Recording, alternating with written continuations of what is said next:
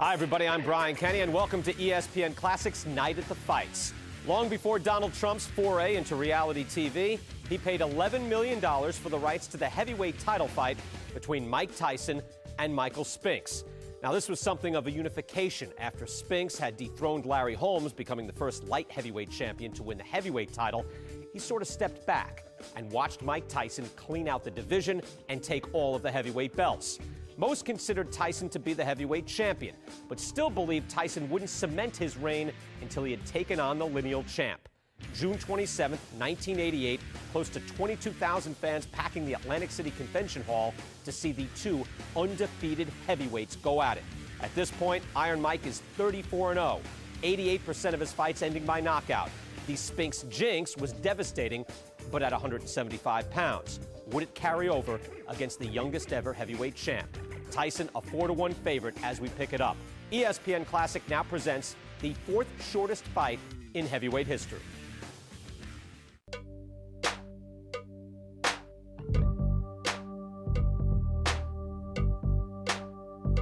Every heavyweight champion is basically a reflection of their era. Dempsey, the Roaring '20s, reflected in that hell-bent decade what it was all about. We go into the '30s, and the world's a crumble. It's called depression. And what do we get for the first half of the '30s in boxing, up through 1937? It's almost a Send in the Clowns thesis. We have 1 year apiece, almost, as if they came in by calendar and left by calendar. Schmeling, Sharkey. Jack Sharkey is wearing the dark trunks with the white stripe. Max Schmeling is wearing the all-dark trunks. Carnera. Would you believe this is Carnera's 24th fight this year? Braddock. Bear. And elated Max Bear poses with referee Jack Dempsey. In 7 years, we have 5 champions, each of whom seems to lose, with the exception of Schmeling, the championship in their first defense. We now go to the 40s. It's a patriotic era. We're at war. And the man who embodies this by saying not that we're on God's side, but that he's on ours, is Joe Louis. Soft-spoken, and he carries a big stick. A dynamite right by Joe Louis, and Godoy goes down like a ton of bricks. He is hurt. You now go through other eras, the 70s, the turmoil, the kids in the street, defining ourselves, and their spokesperson as well as their champion is named Muhammad Ali. And you come into the 90s and an in-your-face era. There is no better, I think, symbol of that than a Mike Tyson, who is right in your face, both literally and physically. So boxing has always, somehow, some way, somewhere, mirrored what is going on sociologically outside the ring or in our society. Now here comes Mike Tyson back again. We like soap operas. God, do we like soap operas. I mean, just the O.J. Simpson trial still going on into its 84th consecutive year. I think it's going to break Joe DiMaggio's and Lou Gehrig's record all at once, the O.J. Simpson trial. So that's going on. And we get all these other soap operas going on. And yet there's one soap opera called Mike Tyson that's enduring.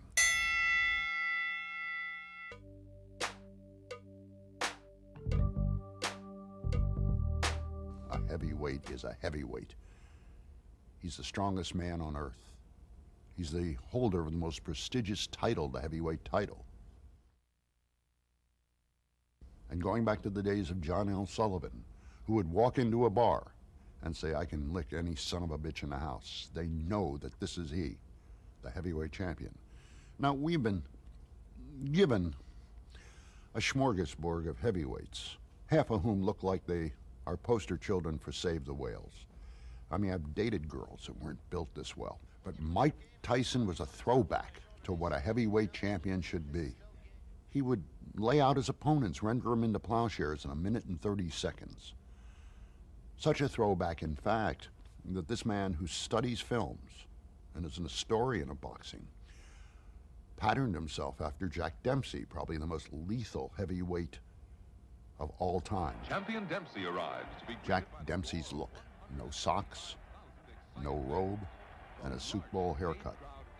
And then when he'd knock out men, he would do the Dempsey pose, a throwback.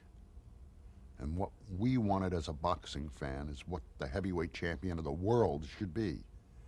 And that is a man who can knock out men, not outpoint them, not barely get through them, but just decapitate them and go on to the next.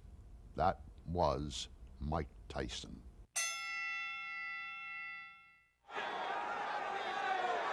Mike Spinks is now into the area where the crowd can't see him.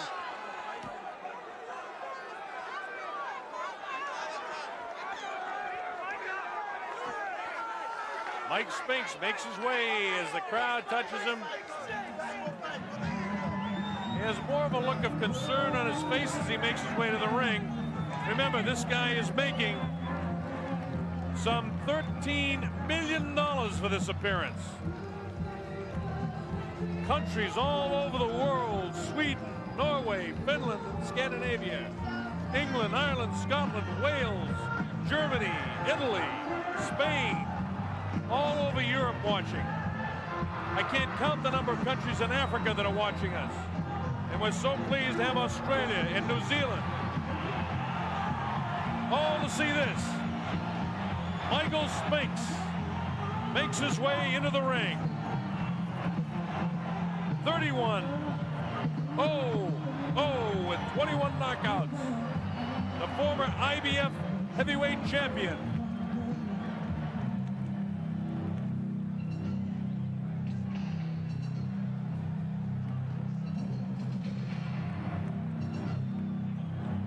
This heavy metal sound that you hear is Mike Tyson about to make his way in, I believe. The sound is deafening here in the arena, so I won't try to yell over it. All I can say is the heavyweight champion is about to make his appearance in the ring.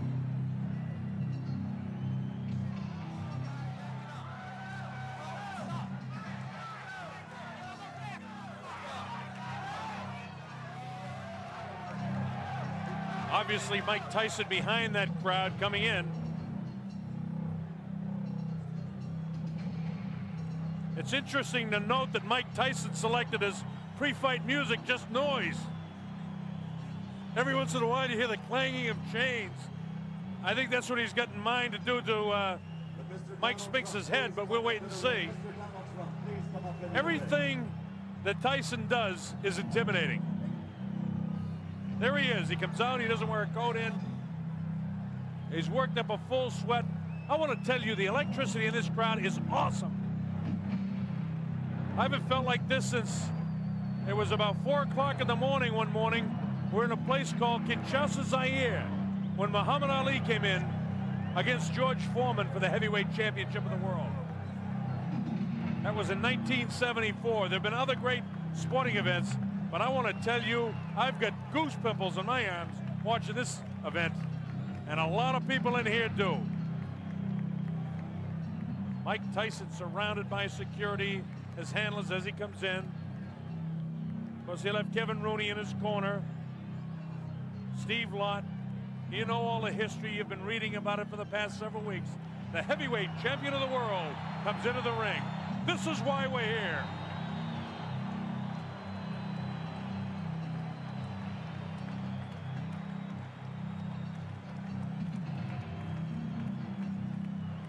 Tyson looks the way he always does when he walks in. He's here strictly for business. He's got that scornful look on his face. Hey, let's get it going. In a while, you see him push the leather back on his gloves. It's like he wants to get his knuckles closer to the leather so he can get them on somebody's face, namely Mike Spinks in a hurry.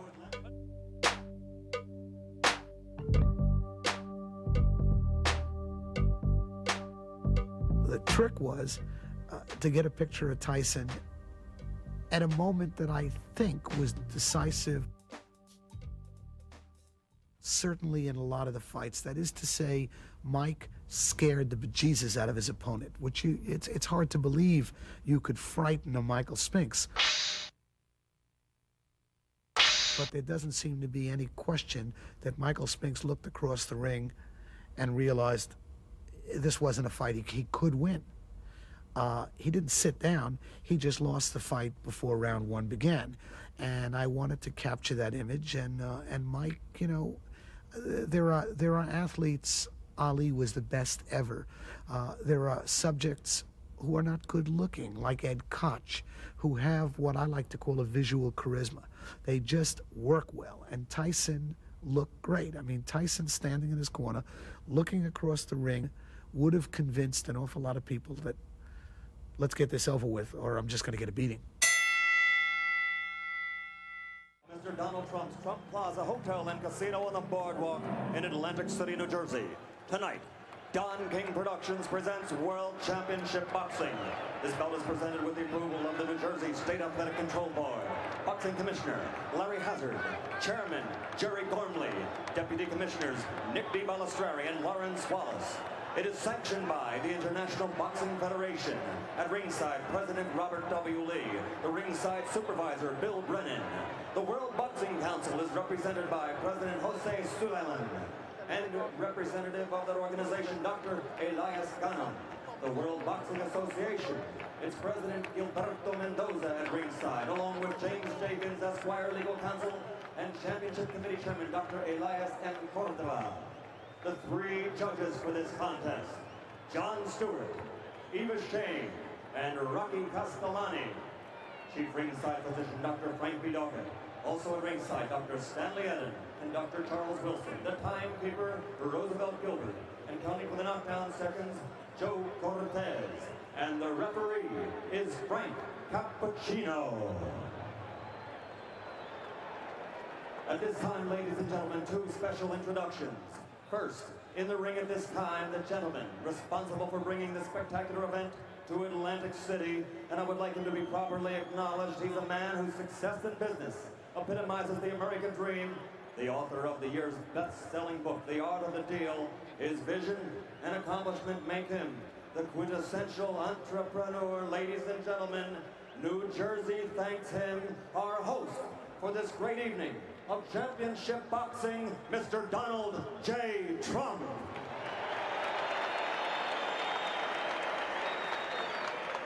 And another gentleman in the ring. In 1960, an Olympic gold medal winner. In 1964, the heavyweight championship. 10 years later, again, the world heavyweight champion.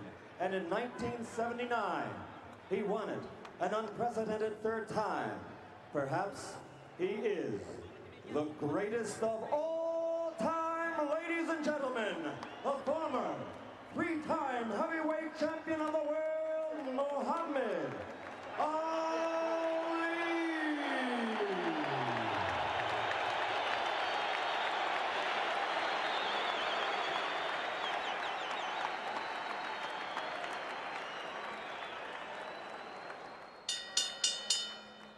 And now, ladies and gentlemen, once and for all, let's get ready to rumble 12 rounds for the undisputed heavyweight championship of the world.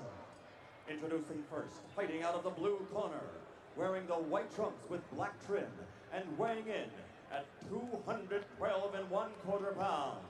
He's originally from St. Louis, Missouri, now lives in Wilmington, Delaware. This Olympic gold medal champion has a professional record of 31 victories without a loss, 21 by knockout.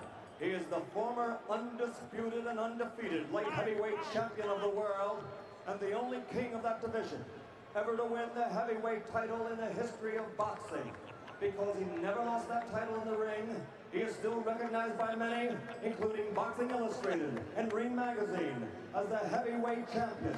Ladies and gentlemen, the undefeated man who brings the jigs, Michael Spinks.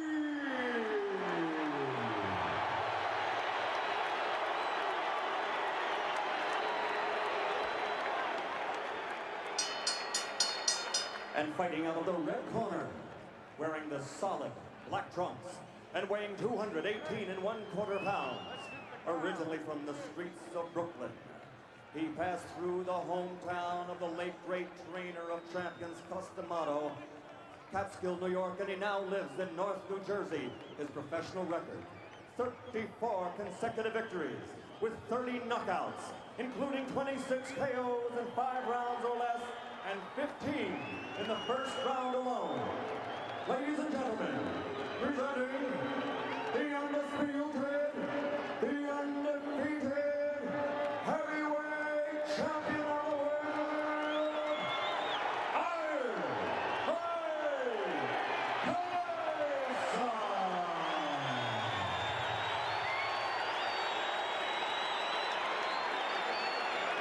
I want to tell you, this crowd is ready for it. Bob Sheridan here on the Don King Sports and Entertainment Network. As Frank Cappuccino calls them in, let's listen. Both giving your instructions in the dressing room. Are there any questions by either of you? All right, both of you touch gloves. Good luck to both of you. Millions and millions of dollars on the line. Billions of people literally around the world watching this fight. Hope you're enjoying it. Mike Tyson ready to go against Michael Spinks. At stake, the undisputed heavyweight championship of the world. This is a 12-round fight. This is the only guy who many people think have an opportunity to do something against Iron Mike Tyson. Tyson dressed in his black trunks, no socks, no real flashiness to anything but his boxing. Michael Spinks, on the other hand, dressed in his white trunks with the black trim, the white shoes, and we're just about ready to go. The opening bell, let's see what happens. Tyson attacks immediately, cuts off the ring, throws a wild right hand. This is round one, we're just underway. Spinks not able to hold him off so far with a jab. He tries to come back at him, but Tyson walks right through it. Tyson showing no fear, no respect at all here in round one. And Michael Spinks has to hang on for the first time in the fight. Frank Cappuccino has to separate the two. Absolutely no fear and no respect by Tyson for any jabs or anything that Mike Spinks can do. Tyson just looking for the opportunity to land a vicious left hook and then a right hand. While Michael Spinks was successful against Larry Holmes, an aging Larry Holmes, and he was successful against the guy that hadn't fought in a long time in Jerry Cooney, the right hand lands to the head of Mike Spinks. It's Tyson all the way here in round number one. Vicious shots to the body. Nothing really heavy landing yet, but he's taking them. The uppercut. Body shot, down goes Mike Spinks for the first time. The count is up to 4 and 5 and 6 and 7 and 8. That was a body shot that took him down. Here comes Mike Spinks in. He leads to the right hand. Down he goes. I don't think he'll get up from this. Mike Spinks is laying flat on his back. The count is up to 5 and 6 and 7 and 8. He won't be able to do it. It's all over. Mike Tyson has won it. Spinks almost fell back through a dramatic first round knockout for Mike Tyson. Unbelievable strike. It came in the first round. And the timer tells me 1:31 of the first round.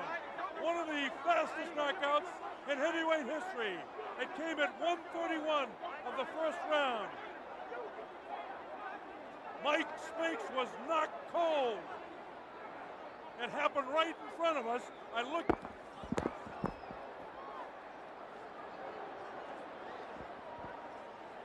Just had a body fly over us here.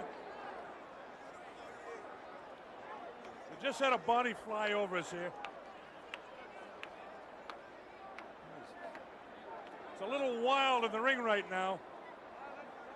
The security threw up some people right over us. We had a body flying over our heads here at ringside. Please clear the ring.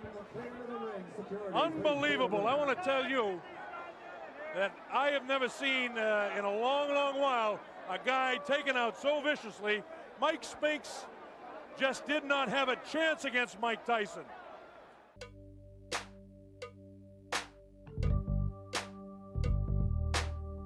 When I saw Mike Tyson knock out Michael Spinks, June 27, 1988 in Atlantic City, it was the most awesome heavyweight fight I ever saw in my life. Spinks has to keep moving because every shot... uppercut landed inside. He would have beaten anybody that given night. That's including Joe Louis, Ezra Charles, Jack Dempsey, ad nauseum, all of them. Why do I say this? Because I know so. there's something where you attain heights and you just don't do it again. But that night he reached his peak. Lewis on his best night could not have beaten Mike Tyson that night, June 27th. When the fight was over, Tyson looked down and said, "Write that, I'm the best. Write it, I'm the best." The fight almost, you know, as many people talked about, Michael Spinks would do this, he'd do that, he'd get angles, he'd back up. But what really happened was Michael Tyson just absolutely attacked him. Watch this. He bangs him right back, and you see them counting for the knockdown. A different angle of it. Bang, he nails him with the right hand. It puts him right back, and you see the eyes are wide open right there. And at that stage, I was standing almost right on top of him. Here it is, bang, it's a left hook, and that's all there is to it. That angle shows you exactly what it was. The man couldn't move. Just sprawled right out. There was no question when he went down. And now the question is, who in this world has any chance against this man? Frank Bruno has to be totally intimidated. Look at the leg quivering there. This guy is the strongest, most intimidating fighter since Sonny Liston. And a way of recapping this fight, there's just nothing to be said except for the tremendous power of Mike Tyson. From the opening bell, there was no question that Tyson had no respect, no fear, no concern, no nothing for Michael Spinks.